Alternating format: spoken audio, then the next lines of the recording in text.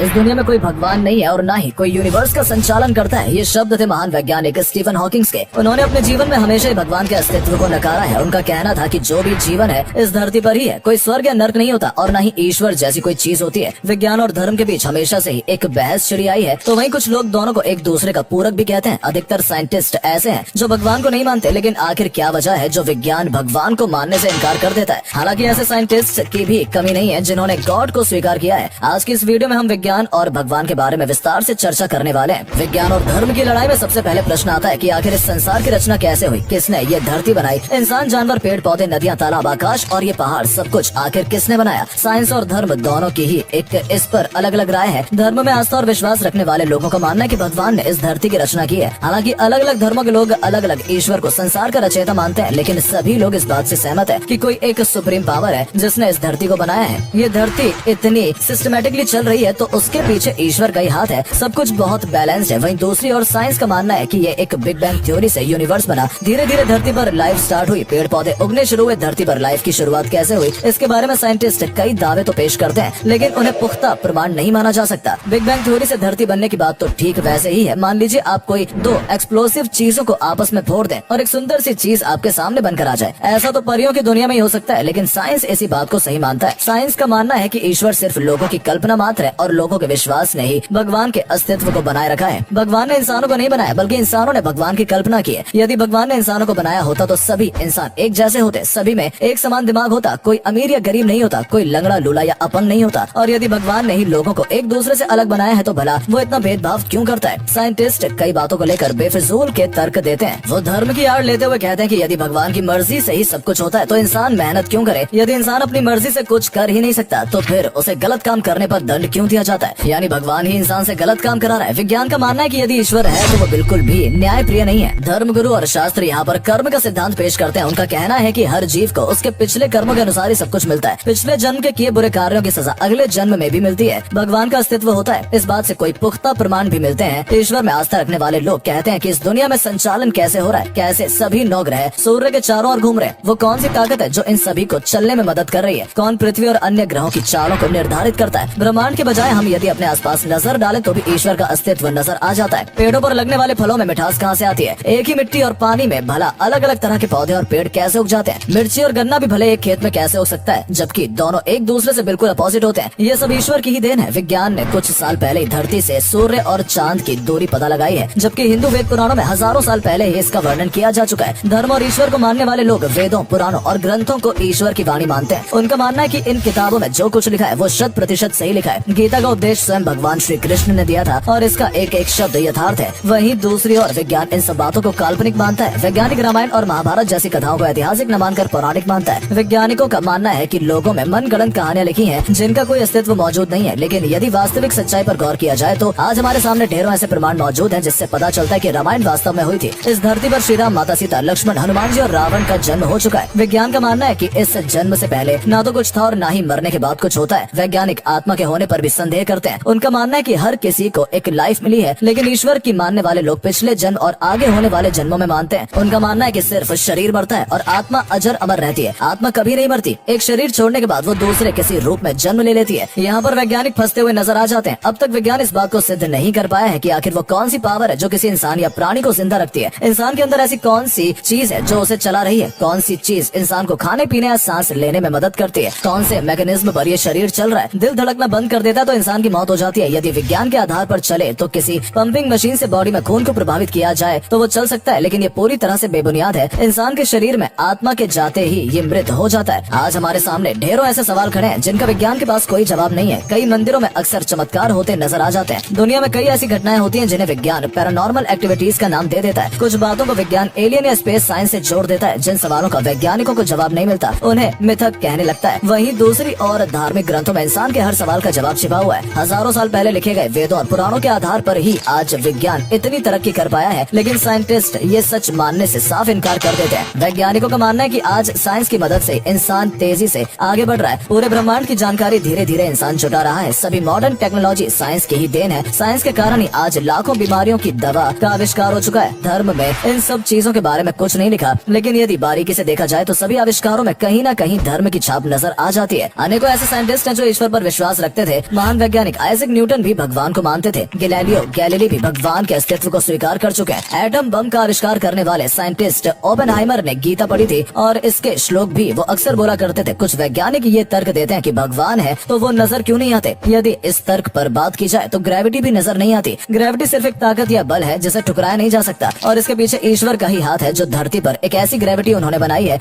जो लोगों के रहने के लिए बिल्कुल सटीक है। आज भले ही विज्ञान भगवान को स्वीकार करे या ना करे, लेकिन वो दिन दूर नहीं जब विज्ञान ये मानने पर मजबूर हो जाएगा कि ईश्वर ने ही दुनिया की रचना की है और ईश्वर ही इस दुनिया को कंट्रोल किए हुए है। रही बात लोगों के जीवन की, तो लोग अपना भविष्य खुद तय करते हैं। अच्छे या बुरे कर्मों के आधार पर ही इंसान की आगे की जिंदगी तय होती है। भगवान होते हैं या नहीं ये फैसला अब आपको करना है। यकीनन आप में से अधिकतर लोग ईश्वर पर अपनी आस्था रखते होंगे। भारतीय वैज्ञानिकों ने कभी ईश्वर के अस्तित्व पर प्रश्न चिन्ह खड़े नहीं किए। इसरो के वैज्ञानिक हर मिशन से पहले भगवान का आशीर्वाद जरूर प्राप्त करते हैं और आज भारत किस मुकाम पर है ये पूरी दुनिया देख रही है। धर्म और ईश्वर हमें सही या गलत मार्ग बताते हैं। हमें जीवन में क्या करना चाहिए, क्या नहीं करना चाहिए, जीवन को किस तरह से जीना चाहिए, ये सब कुछ धर्म हमें बताता है। उम्मीद करते हैं दोस्तों कि आपको हमारी आज की ये वीडियो पसंद आई होगी। विज्ञान और धर्म को लेकर आपकी क्या राय है, कमेंट करके जरूर बताएं। आज के लिए इतना ही, आपसे फिर मिलेंगे एक नई वीडियो के साथ। धन्यवाद।